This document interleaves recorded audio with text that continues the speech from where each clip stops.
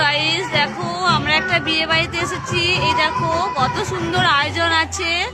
দেখো ফার্স্টে আছে ফুচকা, তারপর দেখো এখানে রান্না হচ্ছে, কি কি সবজি আছে দেখো, আলু, পেঁয়াজ, টমেটো, বাঁধাকপি, ফুলকপি, দেখো মশলা আছে, সানরাইজের মশলাগুলো আছে। এই দেখো এখানে রাঁধুনি রান্না করছে। এই দেখো কত সুন্দর পরিবেশন হচ্ছে, দেখেছো কত সুন্দর। এই দেখো বড় বউ বিয়ে হচ্ছে। ওই দেখো বড় বউ, ওই দেখো ঠাকুর মশাই বিয়ে দিচ্ছেন।